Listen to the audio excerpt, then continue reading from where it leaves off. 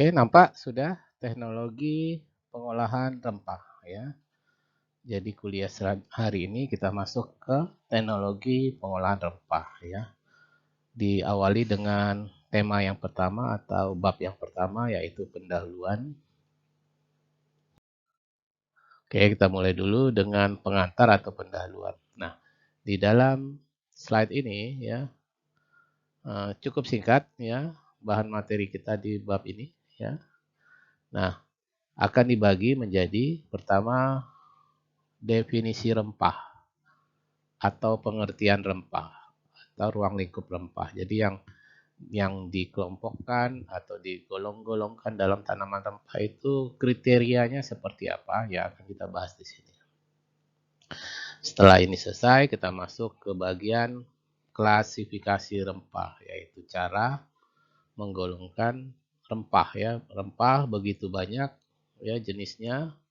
Untuk lebih mudah dipelajari dan untuk lebih mudah dibeda-bedakan, maka kita kelompokkan atau kita klasifikasikan.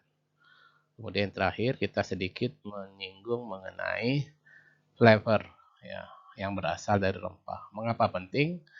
Karena tujuan utama dari aktivitas kita menambahkan rempah sebenarnya ini intinya flavor ya. Walaupun bersamaan dengan penambahan rempah itu ya fungsionalitasnya tidak hanya dari flavor tapi bisa mungkin dari sifat-sifat yang lain. Misalnya apa? Dengan menambahkan rempah selain timbul flavor atau aroma rasa juga ada sifat antioksidannya, ada sifat anti-agingnya. Nah, tapi yang terutama ini ya fungsionalitas yang kita dapat dari rempah itu sebenarnya utamanya adalah untuk mendapatkan flavor atau cita rasa aroma ya. Jadi ini kita bahas sedikit. Walaupun ini sebenarnya ini adik-adik kalau adik-adik belajar di Fakultas Teknologi Pertanian khususnya di teknologi pangan, ini flavor ini satu mata kuliah tersendiri adik-adik. Ya, bukan bagian dari pembahasan satu mata kuliah, tapi ini mata kuliah tersendiri ini belajarnya ya. Nah, jadi saya waktu S2 itu pernah belajar flavor ini mata kuliah tersendiri. Nah, capaian pembelajaran ini ya, jadi dimaksudkan kalau adik-adik sudah mempelajari materi ini, diharapkan mahasiswa nanti akan mampu menjelaskan apa itu definisi atau pengertian rempah, bagaimana mengklasifikasikan rempah, serta paling tidak tahu dan mampu menguraikan komponen-komponen kimia utama apa saja ya. Ini sebenarnya komponen kimia utama saja ya.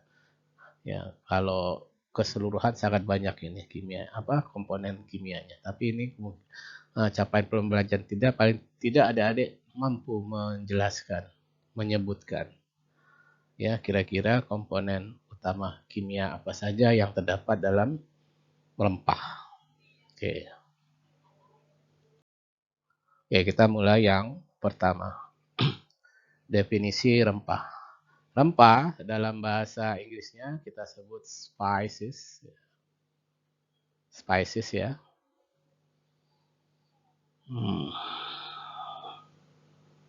Spices ya didefinisikan sebagai tanaman adik-adik. Nah, jadi kalau kita berbicara rempah, pasti image atau gambaran yang kita dapat adalah tanamannya dulu ya. Ya, jadi yang namanya rempah itu ya adalah tanaman ya. Jadi kalau berbicara tanaman berarti kita membayangkan tanamannya secara utuh. Atau kalau kita mendengar istilah rempah juga bisa mengacu kepada bagiannya adik-adik. Bagiannya apa ya? Bagian tanaman itu kan bisa berupa daun, bisa berupa buah, bisa berupa batang, bisa berupa akar. Kalau lebih spesifik lagi, bagian buah ada bagian kulitnya, ada bagian daging buahnya, ada bagian bijinya. Nah, jadi istilah rempah atau spices maksud saya, itu mengacu pada tanaman atau bagian tanamannya. Apakah cukup sampai di sini? Tidak. Ada dijelaskan lagi bahwa tanaman atau bagian tanaman itu sifatnya aromatik. Maknanya apa? Pengertiannya apa? Aromatik berarti ya tentu saja menimbulkan aroma adik-adik ya. Ya, selain menimbulkan aroma juga memberikan cita rasa di sini ya. Dan digunakan dalam makanan adik-adik. Nah, ini pengertian rempah yang utama seperti ini. Rempah umumnya digunakan dalam makanan adik-adik ya, walaupun mungkin dalam aplikasinya nanti tidak hanya sekedar makanan. Tetapi pemanfaatan utamanya tetap harus dalam makanan atau pangan. Dengan fungsi apa? Fungsi utamanya adalah pemberi flavor adik-adik. Nah, makanya tadi di bagian ketiga dari bahan ini kita masukkan flavor rempah. Dan bukan, katanya ya, bukan. Jadi bukan nih sebagai pemberi komponen gizi. Jadi kita menambahkan rempah pada makanan itu tidak dimaksudkan misalnya sebagai komponen gizi. Oke. Nah, dalam beberapa sitasi atau literatur, ya sitasi maksudnya literatur atau referensi, terkadang rempah yang asalnya dari daun tanaman itu diistilahkan khusus adik-adik, daun tanaman perdu maksud saya ya, diistilahkan khusus dengan istilah herbs. Kalau istilah herbs ini dalam bahasa Indonesia, ini setahu saya diterjemahkan menjadi herbal. Herbal. Ada yang menyebutnya herba. Ya, jadi adik-adik bisa menjumpai kata herba dan herbal. Nah, itu ya. Itu istilah rempah yang berasal dari daun tanaman perdu. Nah, umumnya kalau berbicara herba atau herbal ini tidak jauh dari fungsinya sebagai obat umumnya. Kebanyakan ya. Kalau tidak obat, ya dia peningkat apa? Fungsinya untuk menjaga kesehatan. Nah, ketika rempah kita pandang sebagai bagian dari tanaman, ya, maka rempah itu bisa berasal dari bagian bijinya, daun, beri. Beri ini buah sama ya. Beri ini pengertiannya buah. Plus kulit. Dan kulitnya mengering, melekat pada buah. Itu namanya beri istilahnya ya. Jadi istilah beri ini mungkin adik-adik belum pernah menjumpai istilah ini ya. Beri ini adalah kulit plus buah, tapi kulitnya itu melekat, mengering pada buah tersebut. Itu namanya beri.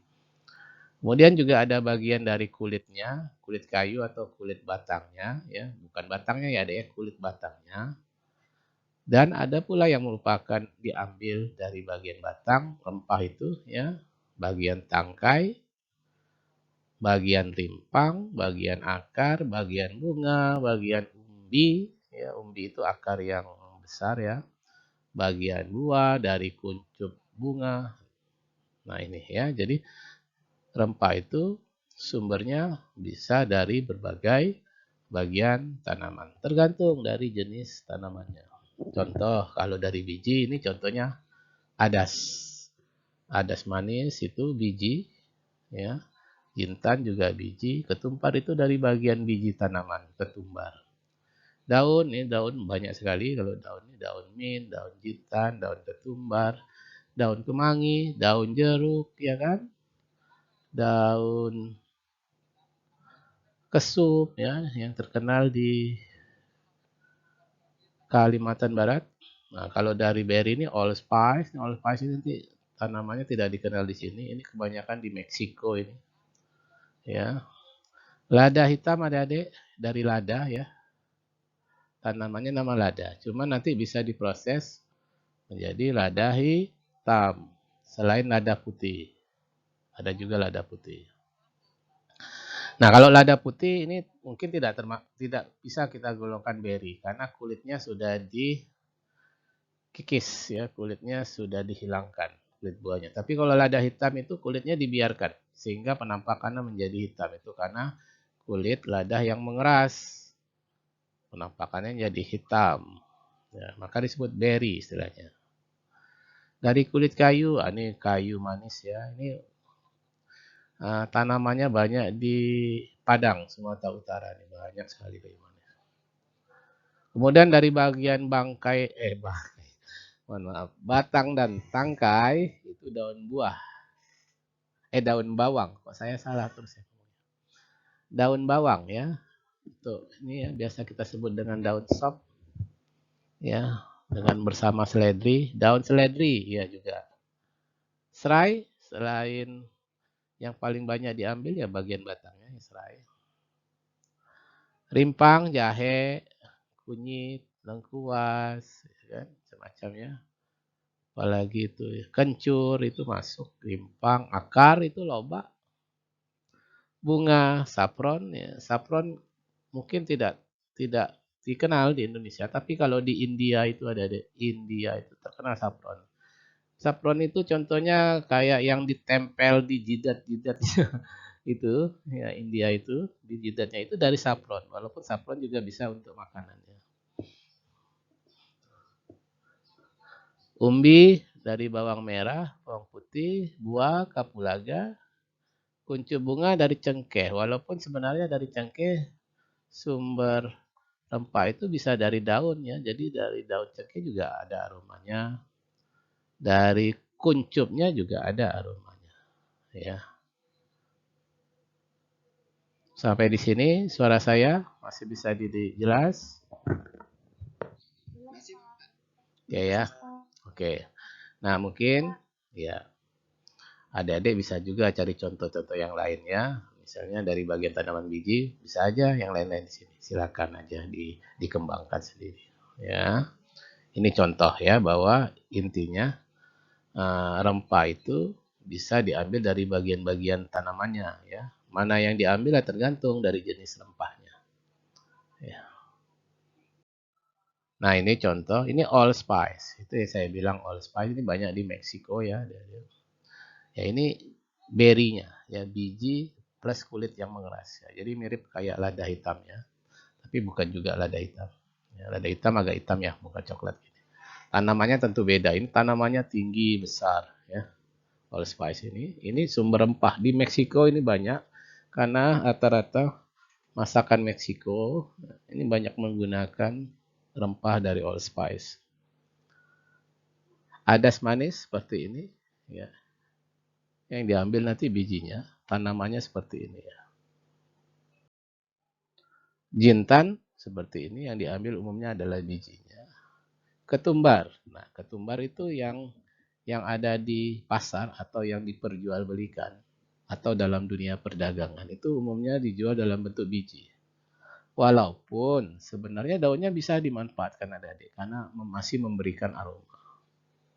Ya, aromanya ya sama dengan aroma biji, tapi tentu saja intensitasnya masih jauh di bawah biji.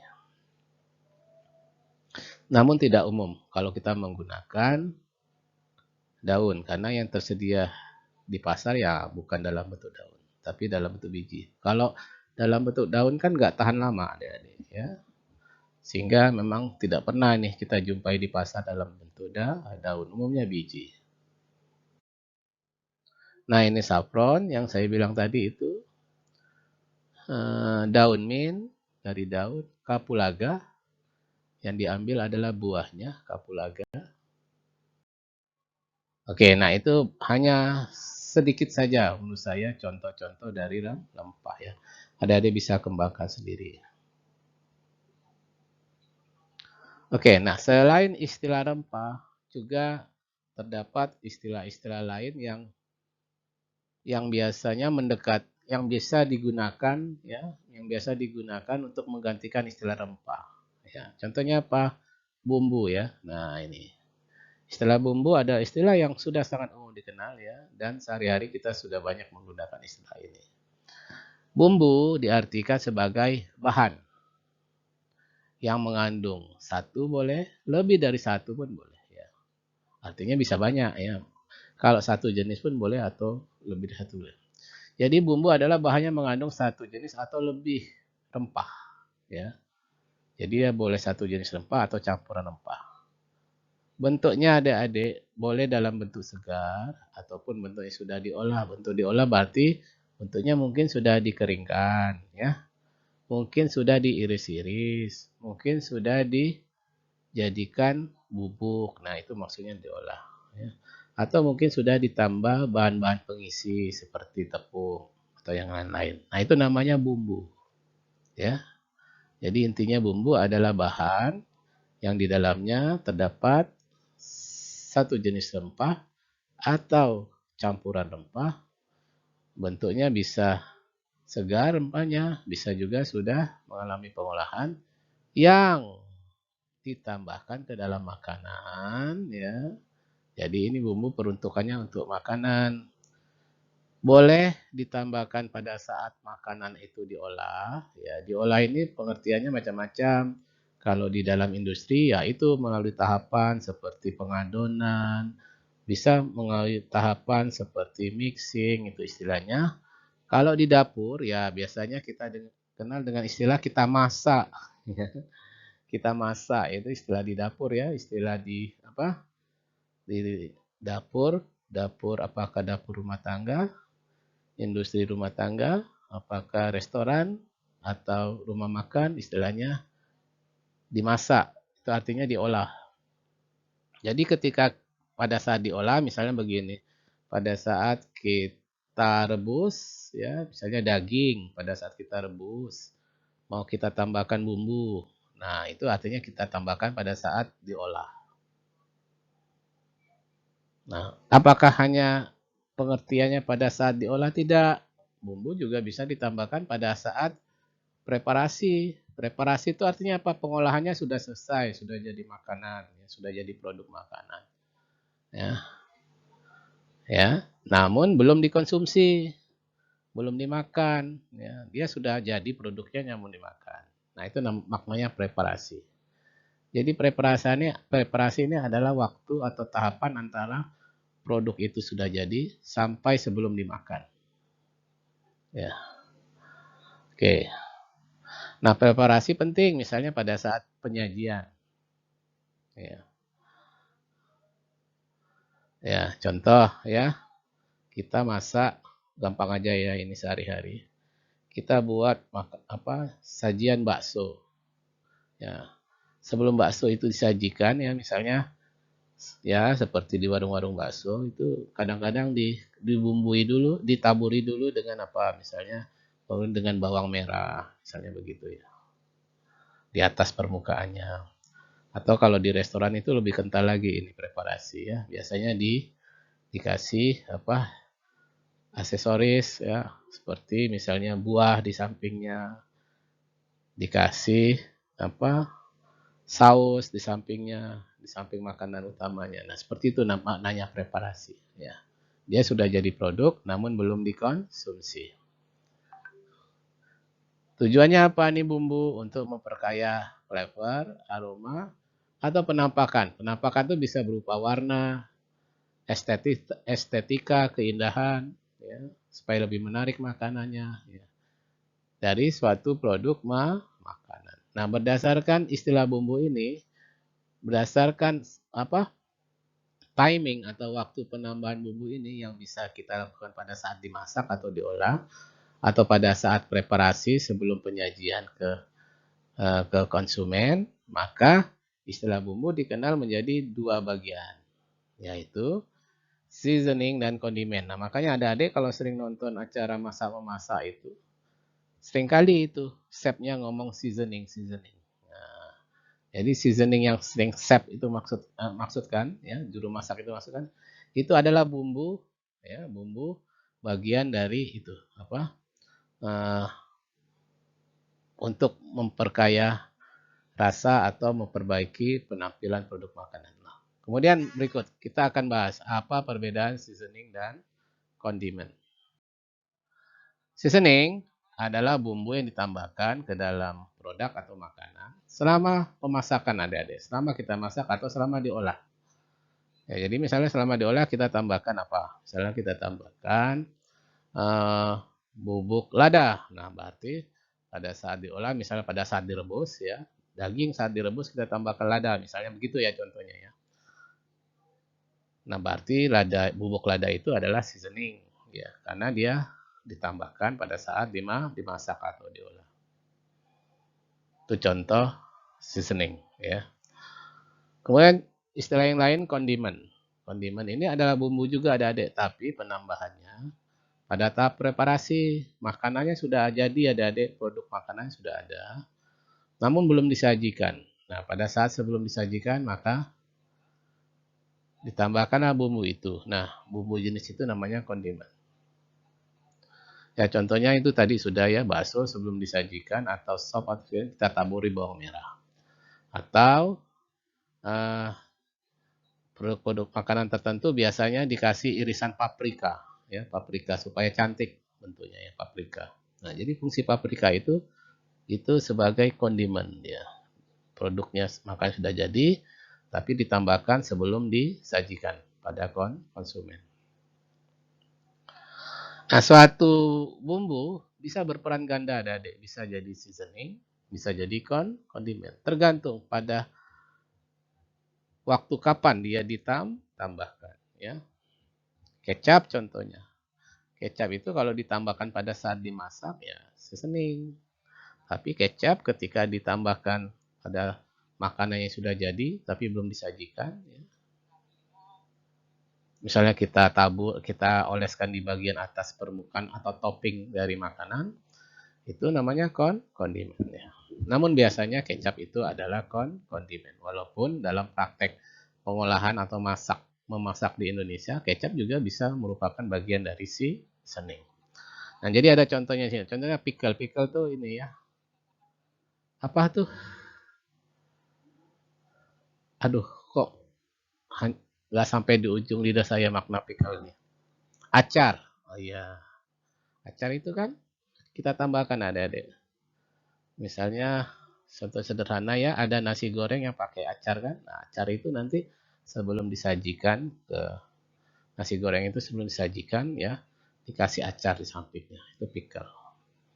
Itu namanya kondimen. Saus juga demikian, kecap. Walaupun sebenarnya saus, kecap dan saus itu bisa juga ditambahkan pada saat dimasak. Berarti fungsinya bukan sebagai kondimen, tapi seasoning. Tapi umumnya kondimennya kecap, saus, sama acar itu kondimen. Masih banyak contoh yang lain. Intinya pengertiannya kondimen itu pada saat sebelum disajikan, sudah masak tapi sebelum disajikan. Tapi kalau seasoning pada saat makanan itu belum masak, adik. Jadi prosesnya pada saat makanan itu belum masak. Belum jadi. Nah, komponen seasoning. Komponen seasoning bisa dari rempah-rempah ekstraktif. Nanti saya jelaskan rempah ekstraktif ini. Tapi contohnya kayak minyak-minyak atsiri, oleoresin. Itu ada rempah-rempah ekstraktif. Atau dari rempah aslinya ya. Bisa.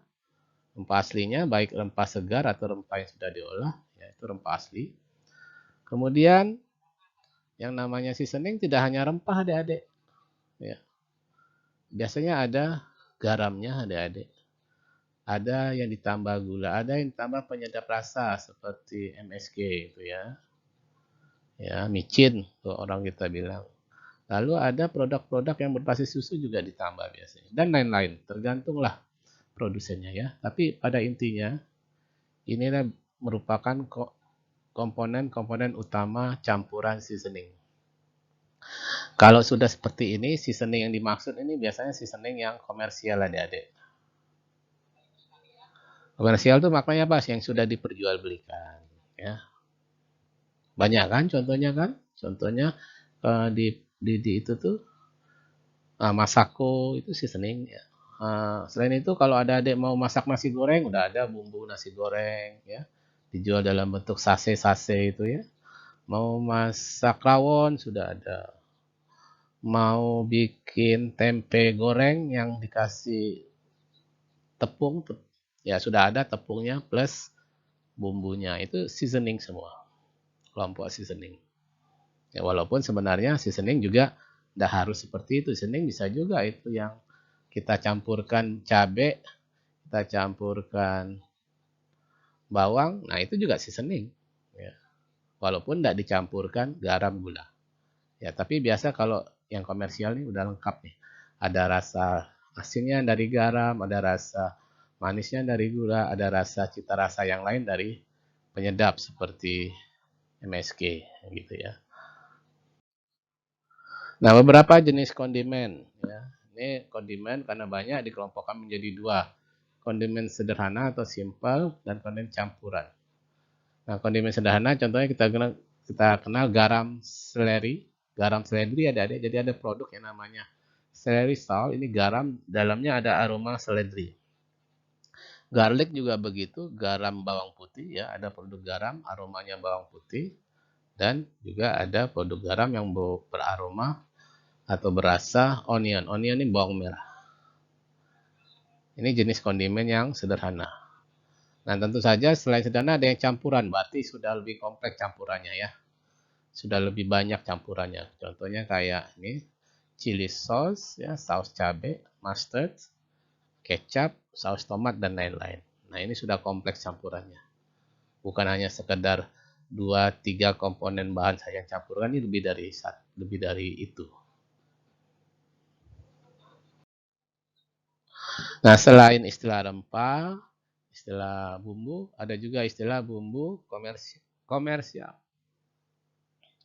Nah, istilah bumbu komersial adalah campuran dari beberapa rempah yang ditambah dengan flavor enhancer. Yang tadi udah saya katakan ya, tadi seperti adik-adik kalau ke supermarket ya, itu ada bumbu bias untuk nasi goreng, bumbu untuk sayur asam, untuk bumbu untuk rawon dan lain-lain. Nah, ini yang dimaksud seperti ini.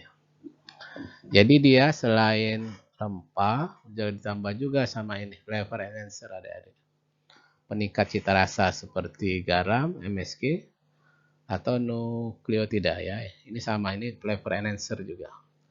Ada yang juga ditambah warna adik-adik, sehingga contohnya kalau saya pernah lihat itu bumbu komersial itu untuk goreng tempe ya, tempe goreng itu yang pakai tepung itu warna kuning, berarti kan sudah ada pewarnanya. Walaupun mungkin pewarnanya juga dari golongan bumbu, misalnya dari golongan kunyit, dari golongan rempah, sama aja ya, intinya ada pewarna. Ada juga yang dari pewarna tambahan atau sintetis, tapi sifatnya masih food grade. Dan tidak hanya pewarna, ada yang menambahkannya, ada pengawetnya, itu saja pengawet makanan nih ya, antioksidannya, pengentalnya, dan lain sebagainya. Tergantung dari produsen bumbu komersial tersebut. Oke, nah itulah beberapa pengertian yang terkait dengan rempah. Jadi ada istilah rempah, ada istilah bumbu, ada istilah bumbu komersial. Istilah bumbu, dari istilah bumbu muncul istilah seasoning dan kondimen. Oke, berikut klasifikasi rempah. Nah, pengelompokan rempah atau klasifikasi rempah itu banyak sekali caranya ya. Tapi yang saya tampilkan hanya 2 cara saja, yaitu pertama yang dilakukan secara konvensional. Konvensional ini artinya cara yang umumnya dilakukan oleh masyarakat umum lah ya. Atau dunia perdagangan. Kita anggap itu konvensional. Nah, berdasarkan secara konvensional ini, tanaman rempah atau rempah dibagi menjadi 5 kelompok. Ini masih dalam bahasa asingnya ya. Karena saya takut salah terjemah, maka saya kutip dari bahasa asingnya. Pertama, kelompok hot spices. Ini kalau kita terjemahkan secara harfiah sih gampang saja. Ini artinya bumbu-bumbu yang pedas, panas gitu ya. Pedasnya memberikan panas. Rasa panas. Contohnya kelompok chili, capsicum. Kelompok saya mau menggunakan istilah cabai-cabean, tapi nanti adik-adik salah tangkap lah cabai-cabean seperti apa. Ya ini kelompok-kelompok cabai lah ya, bukan cabai-cabean ya. Ini kelompok sejenis lada, tapi ini lada yang banyak di negara Eropa, giant pepper. Lalu black and white pepper. Nah ini yang kita kenal di Indonesia ada lada putih, ada lada hitam, ginger, jahe, mustard. Mustard ini jenis tanaman rempah juga, tapi nggak umum dijumpai di negara tropis seperti Indonesia. Nah itu kelompok hot spices. Ini ciri atau karakter utamanya ini memberikan rasa pedas, ya, kuat ya. Pedasnya kuat ya. Ada rasa panas. Ya. Yang kita kenal itu ya cabai ya, itu sama lada ya, itu yang kita kenal dengan baik di Indonesia. Lalu ada mild spices. Nah, ini memberikan rasa pedas juga, tapi tidak setinggi intensitasnya hot spices, ya agak lemah ya. Contohnya paprika. Paprika itu kita sebut cabai juga, tapi dia tidak pedas, adik-adik. Koriander, ini ketumbar. Nah, ketumbar itu juga memberikan rasa pedas, tapi tidak sepedas jahe, tidak sepedas cabai, tidak sepedas lada. Maka dikatakan mild. Mild itu artinya lembut, ya, sedikit atau lembut. Kelompok yang ketiga, aromatic spices. Nah, dari istilahnya ini dia lebih beraroma ya. Jadi dari segi aroma, bukan dari segi rasa ini pengelompokannya ya. Karakternya ini lebih aromanya kuat. Contohnya allspice tadi yang saya katakan banyak di Meksiko. Kardamom ini kapulaga. Kasia ini jenis kayu manis, sama dengan cinnamon ini jenis kayu manis ya. Kelompok kayu manis. Clove, cengkeh ya. Nah, ini yang saya belum cari translate-nya ini apa ya? Kumin, dill, fennel, fenugreek. Nah, itu saya belum tahu. Tolong saya nanti dibantu, mungkin ada bisa browsing. Apa sih Indonesianya tuh kumin, dill, sama fennel, fenugreek. Kalau mace dan nutmeg ini lada. Ya, cuman saya lupa mana bagian daging buahnya, mana bagian bijinya saya lupa. Kayaknya ini daging buahnya mace ya, kalah ini. Nutmeg ini mungkin udah bagian ke dalamnya, bagian bijinya. Sampai di sini suara saya masih bisa didengarkan? Masih, Pak. Oke. Masih, Pak. Oke. Nah, kelompok 4 disebut herbs. Tadi kita udah menyinggung herbs ya, atau herba atau herbal ya. Di sini disinggung lagi. Jadi herbs ini masuk pengelompokan rempah secara konvensional. Ini kalau di Indonesia kan tadi saya sudah sampaikan istilahnya bisa herba, ada yang punya herbal. Dan umumnya dari bagian daun. Contohnya basil. Ini saya pernah dengar, tapi saya nggak, karena tidak pernah dijumpai Indonesia ya, kita tidak tahu persis ini. Bay ini loh dek. Daun itu yang biasa apa yang kita masukkan untuk ke makanan tapi sudah dikeringkan dulu? Daun apa ya? Nori, Kakak. Bukan. Biasanya sampai kering-kering pun disimpan itu di dapur dalam bentuk daun gitu. Biasa Daun salam, Kakak. daun salam, betul. Ya. Bay ini daun salam, tanaman salam ya. Yang diambil daunnya. Ya. Ini masuk kelompok herba kalau berdasarkan klasifikasi konvensional. Dill ini saya belum jelas ya. Adik-adik nanti bisa bantu saya di internet ini. Karena ini jenis-jenis tanaman yang tidak kita paham, tidak kita kenal di Indonesia ya. Atau memang kita belum tahu saja. Terus aromatic vegetable. Nah, ini jenis tanaman kelompok yang umumnya kita konsumsi atau kita istilahkan sebagai vegetable. Apa nih vegetable artinya? Sayur mayur ya. Ya, tapi dia memiliki aroma yang dikatakanlah cukup kuat. Contohnya onion, bawang merah, garlic, bawang putih. Salad ini saya jujur tidak tahu. Nanti tolong bantu saya. Apa sih Indonesianya? Adakah di Indonesia? Atau orang Indonesia nyebutnya apa ya? Tapi bisa juga tidak ada ya. Karena mungkin ini lebih tanaman di daerah Eropa atau Amerika yang tumbuhnya yang musimnya ada 4 itu ya. Seleri ini seledri. Ya, kalau ini pasti kita tahu seledri ya. Karena mudah tumbuh di negara tropis seperti Indonesia. Nah, jadi inilah adik-adik, kalau kita kelompokkan secara konvensional, secara perdagangan atau masyarakat umum, ya, dibagi menjadi 5 kelompok. Hot spices, mild spices, aromatic spices, herbs, dan aromatic vegetables. Oke ya, itu ya. Satu lagi pengelompokan berdasarkan taksonomi. Nah, berdasarkan taksonomi ini sudah mulai rumit karena taksonomi itu adalah ilmu bagian dari ilmu biologi adik-adik. Nah, jadi ilmu yang mempelajari makhluk hidup kan namanya biologi. Nah, biologi ini banyak lagi bagian-bagiannya. Ada botani kan? Botani ini khusus mempelajari tumbuhan saja. Ada zoologi, mempelajari apa? Zoologi hewan atau binatang. Ada mikrobiologi, itu mikroba. Nah, selain ini ada yang namanya ini tadi. Apa nih? Taksonomi. Nah, taksonomi ini ilmu yang mempelajari, ilmu biologi yang khusus mempelajari pengelompokan makhluk hidup. Nah, salah satunya adalah pengelompokan di golongan tanaman. Nah, berdasarkan taksonomi ya kita harus mengikutinya secara ilmiah, prinsip-prinsip ilmiahnya ya. Nah, jadi kalau secara taksonomi ini tentu saja masyarakat umum atau dunia perdagangan nggak kenal ini adik-adik ya. Yang namanya Angiospermae, yang namanya Monocotyledon, ada nama Dicotyledon. Nah, jadi ini biasanya hanya bisa dipahami orang-orang yang berada dalam dunia pendidikan. Itu pun dunia pendidikannya terbatas ya. Itu dunia pendidikan yang terkait misalnya dengan biologi ya kan. Contohnya kayak bidang ilmu kita ya. Oke-oke saja ini kita bisa paham kalau memang adik-adik pernah pelajarinya waktu saat di biologi ya. Nah, contohnya ini ya. Tanaman kan secara umum masuk kelompok Angiospermae ya. Kelompok besarnya ya. Nah, Angiospermae ini terbagi menjadi secara umum Monocotyledonae dan Dicotyledonae. Mungkin adik-adik masih ingat nih biologi Monocotyledon itu tanaman yang apa? Berkeping satu. Ya, berkeping satu atau berkeping tunggal ya.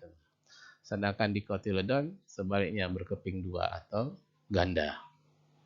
Nah, itu kan. Jadi itu kan secara ilmiah ya, takson.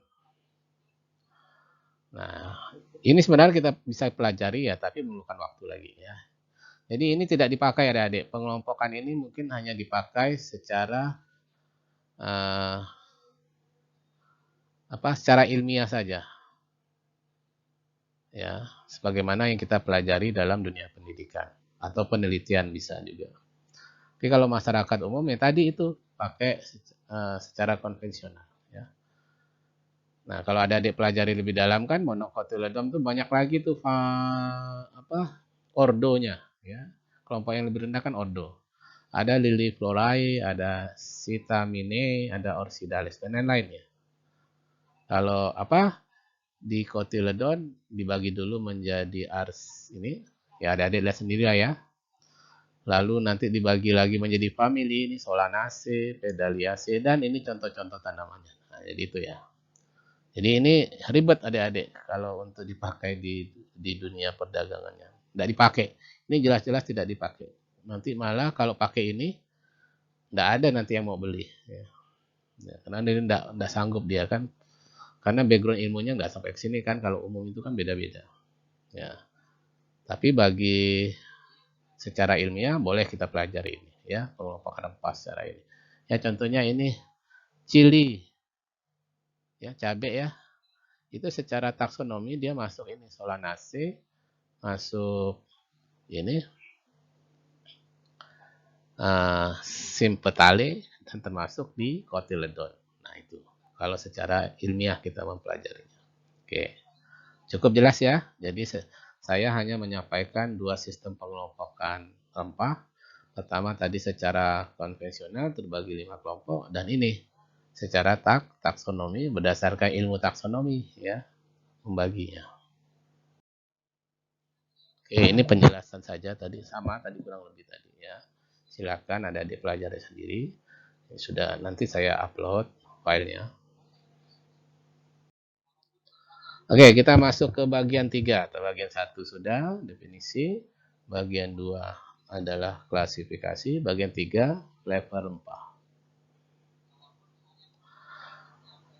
Sekarang pertanyaannya, apa yang dimaksud flavor? Kalau rempah tadi sudah paham ya, rempah adalah tanaman atau bagian tanaman yang menimbulkan aromatik, yang memberikan aromatik tadi itu ya, yang ditambahkan ke dalam makanan dengan tujuan memperkaya flavor.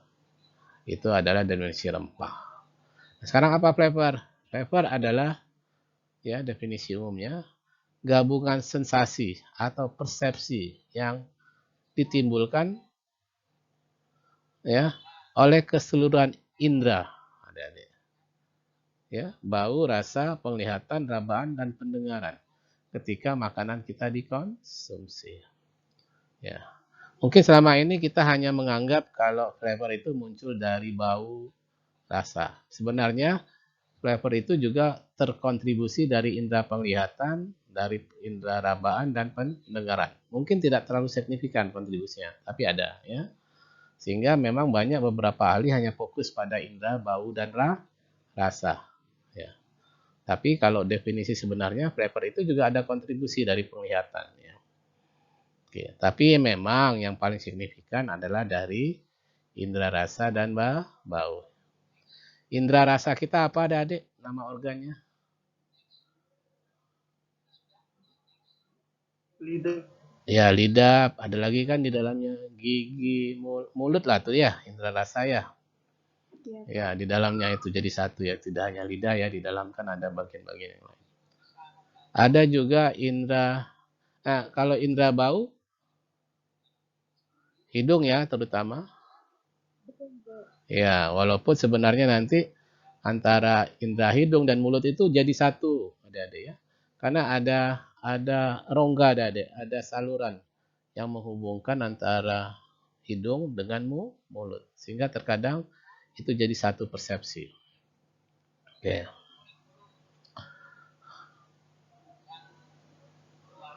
Kemudian komponen rasa secara umum ada manis, ada komponen asin, ada komponen asam, dan ada komponen pahit.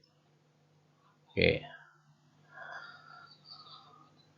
Kemudian ada istilah sensasi. Nah, sensasi ini sifat sensasi ada sensasi non spesifik, ya. Bahasanya sensasi bukan rasa nih ya. Nih, istilahnya sensasi ya.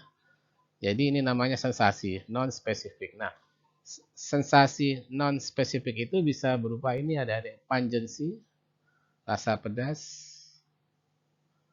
cooling, efek dingin ya. Misalnya kita makan min itu kan, itu efek dinginnya dapat. Umami, gurih atau lezat umami. Nah, dalam perkembangannya ya, umami ini sekarang ya saya lihat tidak masuk lagi kelompok sensasi non spesifik. Tapi dia udah pindah ke sini adik-adik. Jadi komponen rasa. Ya, itu dalam perkembangannya ya. Tapi sebenarnya rasa dasar itu ada 4 ya. Manis, asin, asam, dan pahit. Cuman dalam perkembangannya sekarang umami juga dikelompokkan dalam komponen rasa. Kalau dulu umami itu masih dalam sifatnya sensasi yang non spesifik adik-adik. Jadi dia tidak spesifik kemana ya. Tapi dalam perkembangan sekarang, teknologi sekarang, ilmu dan teknologi sekarang ya, sensasi yang namanya umami itu sudah bagian dari rasa ya. Jadi umami itu tidak bisa dikatakan manis, tidak bisa dikatakan asin, tidak bisa dikatakan asam, dan tidak bisa dikatakan pahit. Ya, dalam perkembangan sekarang, jadi umami ya terpisah dari itu. Ya. Umami itu istilahnya lezat, ya. Kelezatan atau kegurihan. Itu umami. Oke, kita bahas sedikit. Yang pertama, anggap sajalah kita masih secara konvensional saja menganggap bahwa rasa itu ada 4 komponen dasar, yaitu ada rasa manis, ada rasa asam, ada rasa asin, dan ada rasa pahit. Nah, kemudian ada sebuah teori yang mengatakan bahwa kalau rasa manis itu sensornya ada di bagian ujung lidah kita ada. Jadi sensor ya, sel-sel yang bisa memberikan yang di pikiran kita memberikan sensasi manis ya. Berarti sensasinya udah spesifik ya. Otak kita mengatakan itu manis atau sweet ya. Itu komponen sensornya ada di ujung lidah. Kemudian kalau asam katanya di kedua tepi lidah. Bagian pinggir ada ya. Jadi kalau ini lidah, ini mohon maaf kalau gambarnya tidak sempurna. Ya, jadi manis ini ada di bagian ujung. Ya, asam ini pada bagian tepi. Ya, asin juga ada di sini ya. Tapi juga ada di sini ya. Dan pahit ada bagian pangkal. Nah, ini ada teori yang mengatakan demikian. Ya, bahwa kita bisa merasakan efek atau sensasi yang kita sebut manis, asam, asin, dan pahit itu sensornya ada di lidah. Itu ya, teorinya ada yang mengatakan demikian. Rasa makanan dapat terasa jika bahan yang menimbulkan rasa tersebut umumnya harus berbentuk cairan adik-adik atau larutan. Ya. Sebab apa? Umumnya kalau berbentuk cairan atau larutan nanti dia akan kontak sama saliva atau air liur kita. Nah, kalau sudah kontak dengan air liur nanti akan bisa disensor tadi pada bagian-bagian lidah ini. Apakah bagian ujungnya atau kedua belah tepinya atau bagian pada bagian pangkal.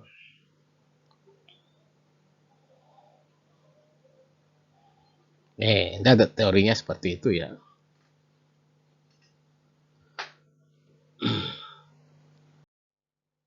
Kita bahas dulu rasa manis. Pada awalnya, rasa manis dalam suatu senyawa, ya katakanlah demikian, komponen atau senyawa itu penyebabnya karena ada gugus OH atau gugus hidroksi.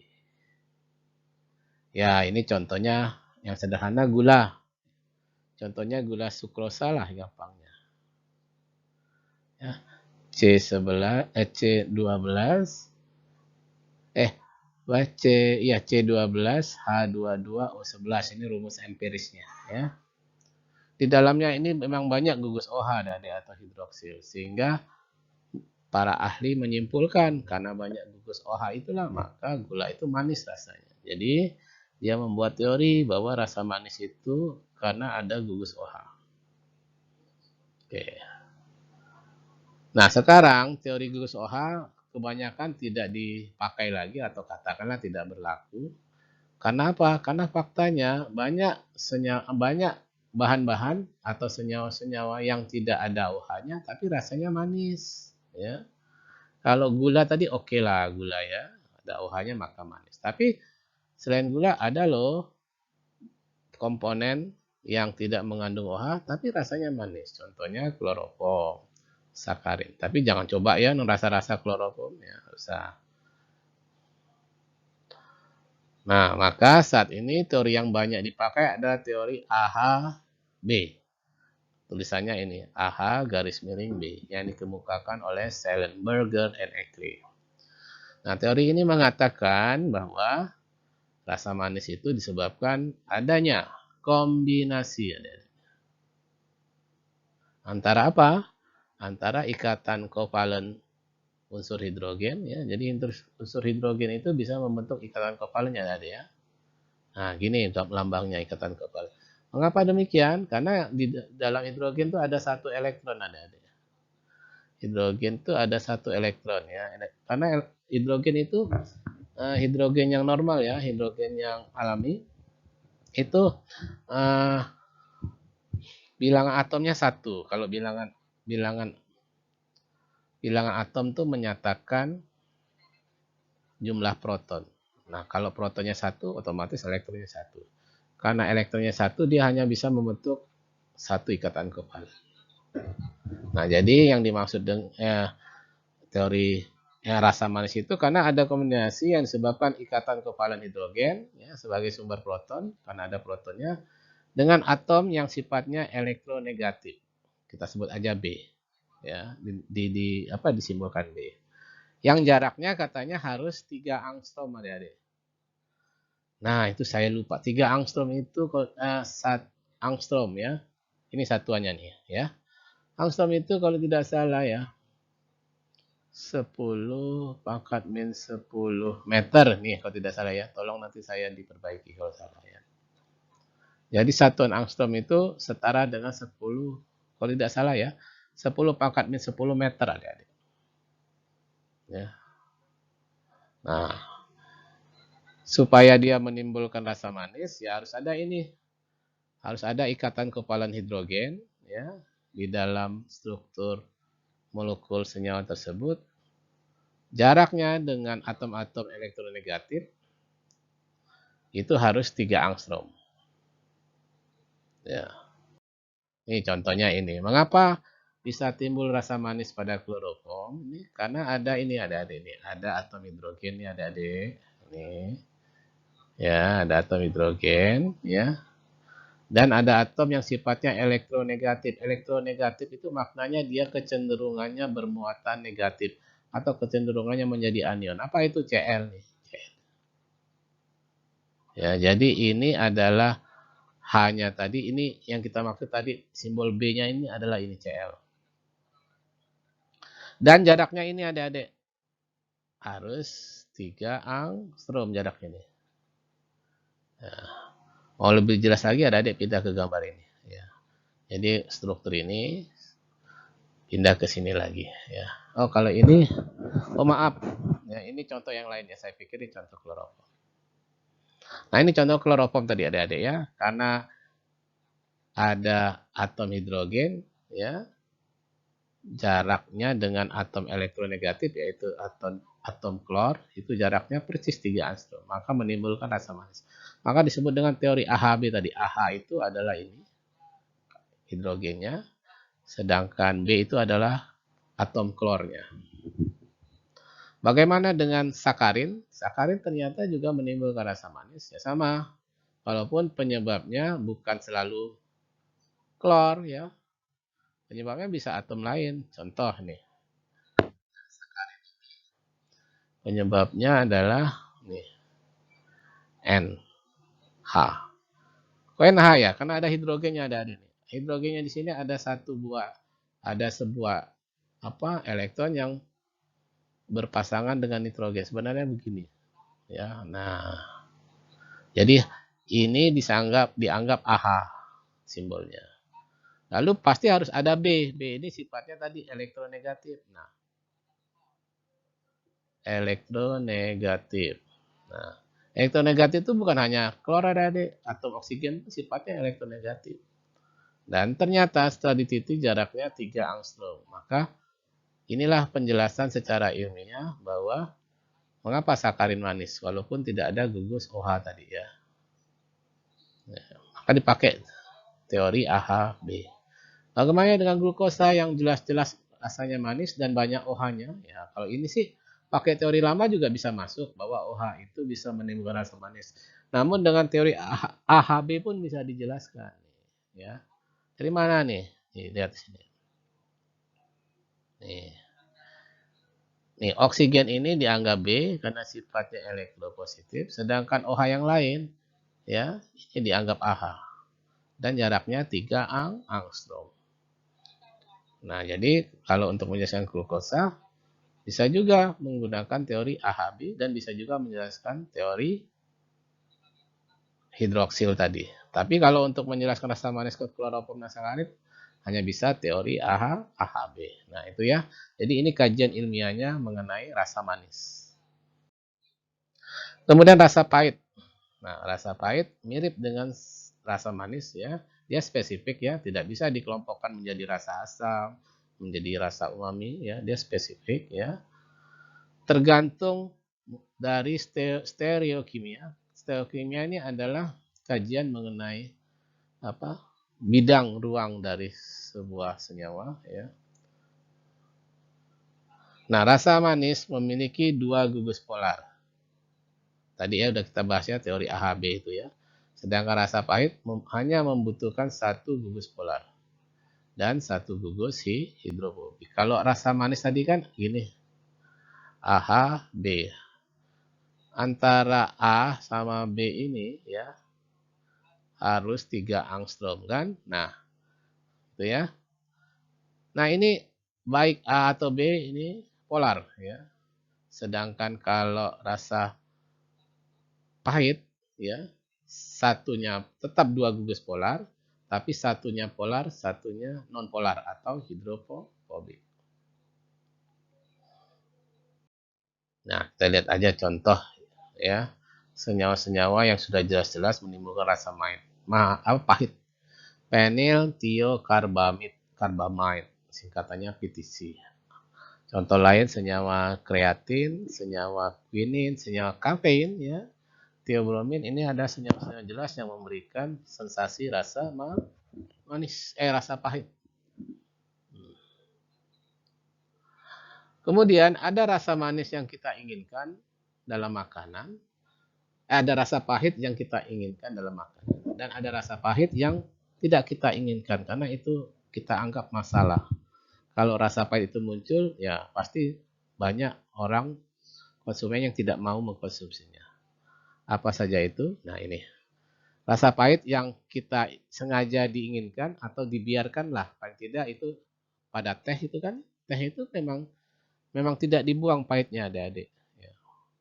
Sama kopi juga dibiarkan saja, ya, karena itu sudah merupakan bagian dari cita rasanya, serta kakao. Namun ada juga rasa pahit yang harus dibuang, diminimalkan, seperti kulit jeruk. Nah, kulit jeruk itu ada rasa pahit adik-adik, namanya senyawa naringin. Nah, naringin kalau bisa ya dibuang adik-adik, karena akan bermasalah pada industri pengolahan jeruk. Misalnya industri pembuatan jus jeruk. Nah, itu seringkali naringin ini menyebabkan jus jeruk hasil proses itu menjadi agak rasa pahit. Tentu saja rasa pahit pada jus itu tidak diinginkan oleh konsumennya. Maka ini adalah contoh rasa pahit yang kita anggap sebagai masalah atau tidak diinginkan, sehingga harus ditekan serendah mungkin. Nanti nggak laku produk jus jeruknya ya, kalau masih ada rasa pahit. Kemudian rasa asin dan asam. Rasa asin dipengaruhi oleh interaksi atau hubungan antara hidrasi kompleks ikatan kation dan anion. Contohnya NaCl ada. Ya, garam-garam kita itu kan kandungan utamanya NaCl, walaupun tidak hanya NaCl, di dalamnya ada NaBr, ada NaFloF dan lain-lain. Tapi komponen utamanya ada NaCl. Nah, jadi rasa asin ini muncul karena ini ada interaksi antara ion Na+ dan Cl- ini adik, dalam struktur kristal NaCl. Interaksi itulah yang kita anggap, yang kita olah dalam pikiran kita sebagai komponen asin. Kemudian bagaimana dengan rasa asam? Nah, rasa asam itu dipengaruhi oleh ion hidronium atau kita anggap ion H+. Hidronium sama H+ nih sama adik-adik sebenarnya. H+ itu secara struktur kimia simbolnya ini, kalau hidronium itu H3O+. Tapi prinsipnya sama ya, prinsipnya sama. Jadi kalau ada keberadaan ion ini, ya inilah yang dianggap sebagai yang bertanggung jawab menimbulkan rasa asam. Namun dia harus merupakan asosiasi atau bagian dari senyawa organik dan senyawa anorganik. Jadi dia nggak berdiri sendiri. Ya, contohnya inilah senyawa asam klorida, itu pasti asam karena ini ada hidrogennya atau ada hidroniumnya. Asam sulfat nih, asam asetat atau asam cuka nih karena ada. Oke.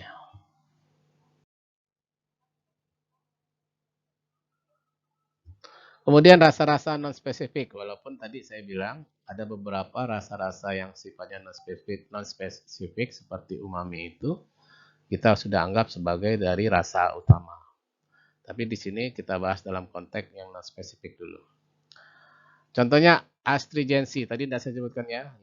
Tapi ini ada rasa non-spesifik disebut kata astringensi atau kita sebut dalam bahasa kita sehari rasa sepat. Astringensi adalah perasaan seperti efek kering di dalam mulut dengan terasa kesat mengerut pada jaringan di dalam mulut. Astringensi biasanya dikaitkan dengan senyawa tanin atau alkohol karena memang senyawa tanin atau polifenol ini yang dominan ya, yang menimbulkan rasa sepat. Nah, namun kalau dia bentuknya bebas, dia tidak kuat sepatnya. Tapi kalau dia berikatan dengan protein, ya, dia akan menimbulkan rasa sepat yang kuat. Dari mana dapat proteinnya? Dari air liur ada di atas saliva. Di air liur kita itu ada protein.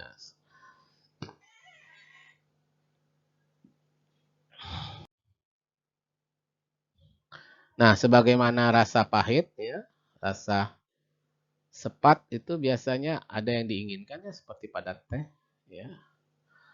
Kemudian penambahan susu pada teh itu bisa menyebabkan senyawa polifenol yang ada di teh terikat oleh protein sehingga bisa saja menimbulkan rasa sepat kalau kita menambahkan susu dalam teh susu contohnya ya. Pungency ya, efek yang non-spesifik lain, pungency, ini rasa pedas. Pungency adalah rasa pedas, panas, seperti tersengat. Ya, temukan pada rempah dan sayur. Oke, contoh cabai, merica itu lada ya, jahe, dan lain-lain. Nah, pada yang menimbulkan pungency ini, senyawanya macam-macam adik-adik, tergantung dari jenis rempahnya. Kalau pada cabai itu umumnya ini, golongan senyawa capsaicinoids. Ya, contohnya kayak capsaicin ini. Ini strukturnya ya. Ini menimbulkan sensasi pungency. Apakah sama senyawanya pada jahe? Tidak. Walaupun jahe pedas, ya, tapi pedasnya jahe berbeda dengan pedasnya cabai. Ya, tapi tetap kita kelompokkan pedas. Mengapa bisa sensasi pedasnya beda? Ya, karena senyawa beda. Kalau pada cabai ini ada. Tapi kalau pada jahe, piperin yang bikin rasa efek pedasnya itu. Kalau ini pada lada, saya maaf ya, kok saya hari ini kurang konsentrasi. Lada, piperin. Kalau pada jahe baru gingerol. Ya. Nah, capsaicin ini oke. Yang piperin ini strukturnya.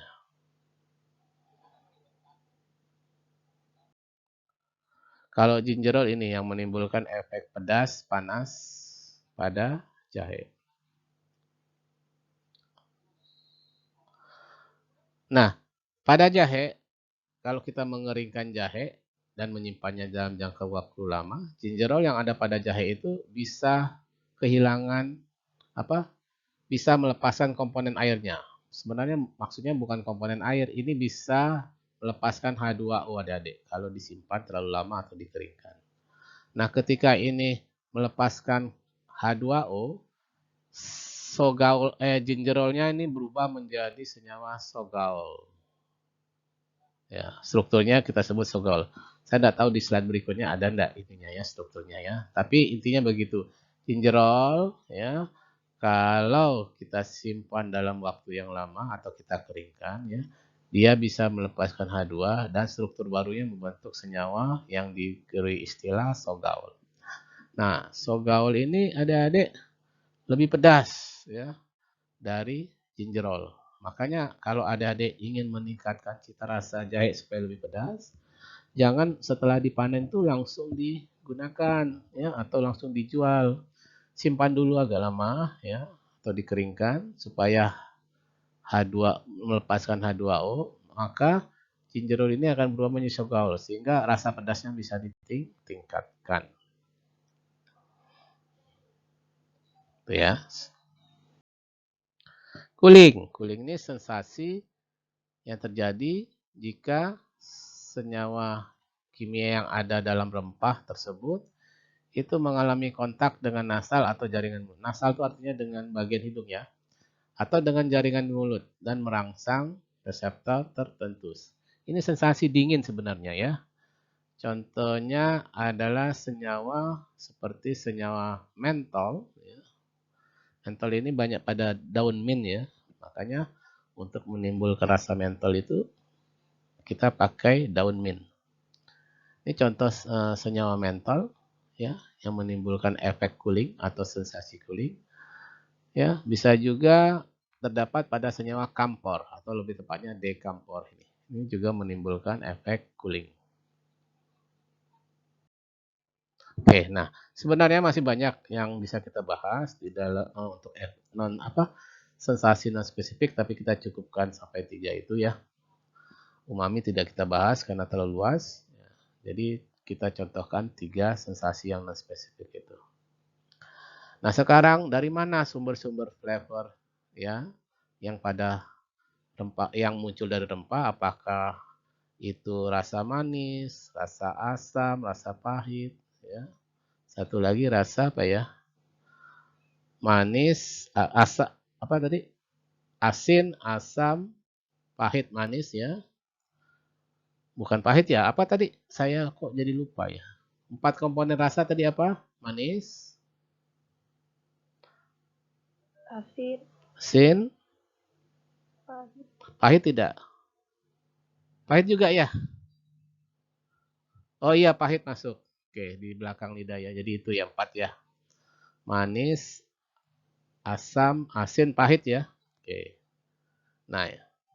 Sumbernya dari mana kalau dirempahkan itu pertanyaannya ya. Lalu begitu juga, selain komponen rasa utama, tadi ada yang non-spesifik ya, sensasinya ada yang kita sebut umami, walaupun sekarang umami udah jadi komponen rasa. Lalu ada apa tadi? Astringensi ya, rasa sepat ya. Lalu pungency, rasa pedas, panas, dan ada rasa apa tadi? Cooling. Nah, itu sumbernya dari mana kok bisa rempah menimbulkan itu? Nah, kita bahas. Nah, ternyata di rempah itu mengandung kaya sekali akan senyawa-senyawa yang menimbulkan flavor tadi ya. Contohnya nih, senyawa allspice itu mengapa bisa menimbulkan rasa dan aroma? Karena di dalamnya ada senyawa eugenol, senyawa beta caryopilen. Ini senyawa yang menimbulkan flavor ada. Black pepper ya, kita gampangnya ada ya, itu karena ada piperin terutama ya, menimbulkan rasa pungent ya, pungency, rasa pedas pada lada, khas lada. Dan masih banyak contoh-contoh lainnya adik-adik. Contohnya pada cili tadi, cabai itu capsaicin dan lain-lain ya. Tolong kalau ada adik bisa dikembangkan sendiri ini ya.